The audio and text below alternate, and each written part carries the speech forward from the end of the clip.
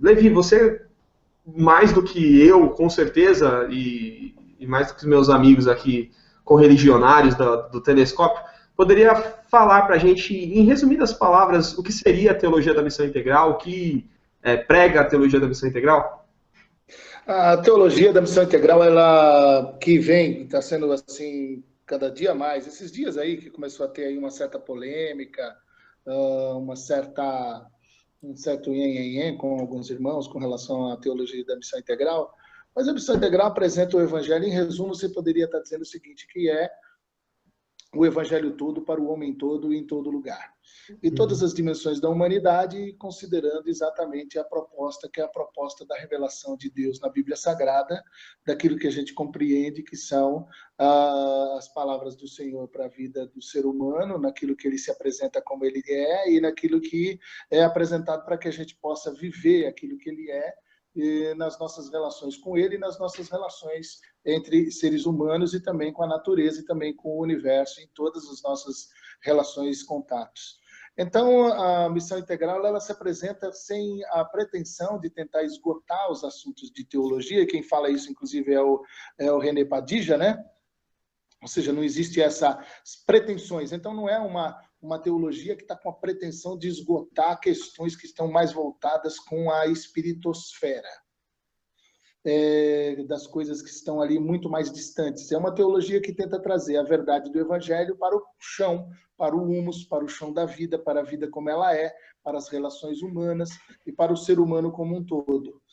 Acreditar de fato que corpo sem alma é cadáver e que alma sem corpo é fantasma. Tratar do ser humano como um todo e em todas as suas necessidades e fazer com que o ser humano entenda que o evangelho do reino de Deus é um evangelho que traz sim respostas para todas as dimensões da vida humana. Então a teologia da missão integral é essa teologia feijão com arroz, do dia a dia, do pé no chão, da vida como ela é, nas relações humanas, sem muita pretensão de querer aparecer, esgotar todos os assuntos das matérias de divindades e etc. Uhum. E sendo tão assim, na explicação, né, sendo algo tão óbvio, talvez, assim, da questão da missão que Jesus deixou, do ministério de Jesus, de como a gente interpreta o Evangelho, por que tem gente que milita contra, que acha que a missão integral não é algo correto ou respeitável? Não sei se quer passar para o Levi ou o Rodrigão quer se inserir aí no papo. Pode falar, Rodrigo? Posso falar do que eu já ouvi. Porque, por exemplo, eu por muito tempo que antes de me formar na faculdade teológica, eu comecei a me interessar pela missão integral e comecei a acompanhar o movimento Missão na Íntegra, ouvi caras como o Levi, como o Ed, como o Ariovaldo Ramos, e essa galera aí, depois deles voltar às origens aí com Samuel Escobar, Orlando Costas, e a gente começou a ouvir esses caras aí da teologia latino-americana. Eu comecei a gostar muito porque era um evangelho que comunica com da nossa realidade cultural, social e enfim, de todas as dimensões. Eu diria até que eu não, hoje em dia, por exemplo, eu nem gosto de falar missão integral por causa desse ranço do nome. Né? Eu gosto de chamar a missão integral, para mim, é o evangelho. Eu acho que não tem uma nisso aí. Mas assim, depois que eu me aproximei muito disso e eu ou então algumas igrejas que me chamavam para de sucessão pastoral, eu já ouvi muito falando assim, cuidado com essa coisa da missão integral, porque ela se afasta da cruz. Porque você se distancia do plano da salvação, da redenção. Por quê? Porque a gente tem aquela coisa americanizada, teologia americanizada, gerenciada, né? Que gerencia da salvação, e a gente gosta mesmo se a gente a amação não é evangelho. O problema é que o povo não entende que a proclamação ela é junto com a ação, né? O evangelho ele não vem sem ação. E o Cristo Sua conexão hoje tá uma benção, Rodrigão. Tá cortando demais, cara. Pô, eu já Tá. conectei tudo, cara. Não, mas Só tá. A gente captou vossa mensagem, amado mestre, mas aqui agora tá piorando, tá? Você tá parecendo o agora, Odd tá bom? falando. Melhorou. Então, beleza. Então, só concluindo rápido, eu acho que assim, o grande problema é que o povo começou a ligar a missão integral primeiro com esse negócio, né, achando que porque a gente não proclamava, mas dava mais ênfase, a gente estava achando que não existia uma proclamação do evangelho. Mentira, pelo contrário, ela as pessoas. Tá ruim? De novo, não? Tá. Mas a gente entendeu, a Eu gente amo entendeu. vocês. Valeu, galera. Você Tchau. é o cara. Não, não, é que quando você fala curtinho, tá dando pra entender, mas aí quando você desenvolve o raciocínio inteiro, começa a. Eu acho que é tipo o Oscar, sabe o Oscar? Quando o cara começa a falar e a musiquinha vai tocando pra ele parar, eu acho que o Google tá te sabotando. A gente vai entrar em contato com o Google. Só a última coisa, a segunda coisa que eu ia falar é a relação que eles criaram Mano, com o comunismo. Valeu. comunistas, participem do. Não, brincadeira. Lucas, você como um fanzaço do Pondé? Não, zoeira. Você acha que os caras da teologia da missão integral é todos marxistas, os comunistas? Qual é a Não, não, não. Acho nada. Você Então fica começa, começa que quando eu comecei a.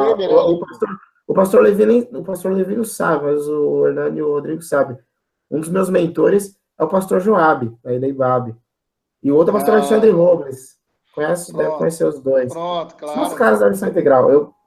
É uma teologia que no meu coração faz sentido, e para mim faz sentido porque como que eu posso dizer? Eu atendo aos meus semelhantes com ela. Quando eu dialogo com as ideias da missão integral na mão, quando eu digo com as ideias da missão integral, eu digo, quando eu dialogo com as pessoas, tentando ler a vida, tentando ler a realidade, e dar uma resposta que eu acredito que Jesus Cristo daria a essa realidade, eu dialogo com as pessoas que estão perto de mim. E aí a gente aproxima as pessoas da espiritualidade que a gente imagina que Jesus quer. Por que eu gosto de dizer que eu dou uma resposta que eu imagino que Jesus daria? É porque é a minha leitura. Então, eu dou a resposta que, para mim, Jesus daria. Talvez ele não é aquilo. Talvez ele não falaria aquilo. Mas eu tenho que dar uma resposta que eu acredito que Jesus daria. Geralmente a galera fala assim, pô, Lucas, você é nosso pastor, tal, não sei o que lá, você é pastorzão da galera, cuida da galera, não sei o que. Qual que é a diferença de ser um pastor e um conselheiro? Eu falo, um conselheiro dá conselho de acordo com o que ele acha que quer. Um pastor, a gente tem que, às vezes, falar o que a gente não quer, porque a gente acha que é o que Jesus quer que a gente diga. Eu acho que a missão integral vai nesse princípio. Você acha que os caras da missão integral não gostariam de ler no evangelho que a gente tem que pregar para rico e eles têm que remunerar a gente porque a gente prega? Claro que a gente queria. É óbvio. Só que não é isso que o texto diz. E se não é isso que o texto diz, então a gente vai de acordo com o texto. Agora, essa galera que tem medo da missão integral, que diz que é de esquerda, não sei o que lá, sabe o que acontece? Esses caras, eles olharam para o comunismo com tanto medo, que quando Marx concordou com Jesus, os caras preferem discordar de Jesus do que concordar com Marx. E os caras assustam. E é por isso que dá tanto medo, dá pavor da missão integral. Para mim é isso. Mas é porque a questão do marxismo, a relação que ele estabelece com a religião é de tensão, é quase de oposição, não, Levi? Aí gera esse medo. O primeiro que, antes do marxismo, existem outros elementos, que agora a questão do marxismo vem de novo, porque o pessoal com cheiro de naftalina da Guerra Fria começa a reinventar a conversa. Mas a situação ela é interessante. Toda vez, desde que a gente se entende por gente, antes mesmo da Reforma Protestante, sempre existiram movimentos mais ortodoxos, mais heterodoxos, dentro da compreensão teológica, dentro da compreensão e da interpretação bíblica. O próprio Lutero era de uma vertente que não gostava do livro de Tiago, né? Queria que só a graça, só a fé, nada de alma. Isso. Não, Tiago, segundo Lutero, tinha que arrancar o Tiago da Bíblia. Mas Mas, enfim, ai de nós, a gente pode até falar do Lutero, mas para alguns irmãos hoje, o que você não pode tocar é no São Calvino. Você tocar no São Calvino, aí você acabou de blasfemar pro resto da vida. É evidente quase o que Messias. É evidente que a gente sabe da importância extraordinária, fantástica de João Calvino, a gente não discute isso, mas adorarás somente ao Senhor teu Deus e somente a Ele darás culto, diz a palavra do Senhor. Agora, o que eu acho que nessa história tem são esses movimentos, que são movimentos mais ortodoxos, mais heterodoxos dentro da teologia e dentro da interpretação bíblica. Isso tudo fez com que, no começo do século passado, acontecesse uma reação a uma teologia mais do evangelho social, surgisse, então, o evangelicalismo nos Estados Unidos, que também tinha um respaldo muito bom com a teologia europeia. Uma teologia mais metafísica, uma teologia que ficava, como eu disse no começo, dentro das discussões mais metafísicas e dentro das filosóficas.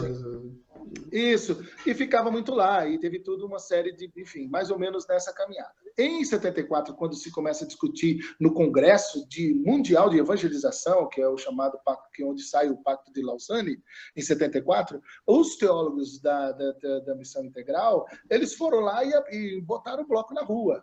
E houve uma dificuldade muito grande, porque quem pagava a conta do Pacto de Lausanne eram os irmãos mais ortodoxos, que não gostavam muito da teologia latino-americana, que estava pagando a conta.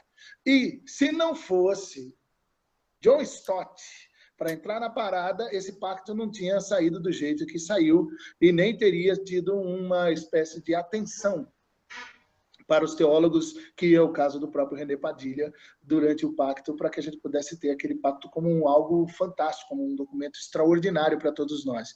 No pacto já está claro e fica evidente de que esse papo de que a gente não quer que as pessoas que a proclamação fica comprometida, isso não é verdade, isso é mentira. A gente quer que a proclamação fique inteira, completa, plena. A proclamação é que nem oração. Oração sem ação não existe. Proclamação sem ação também não existe.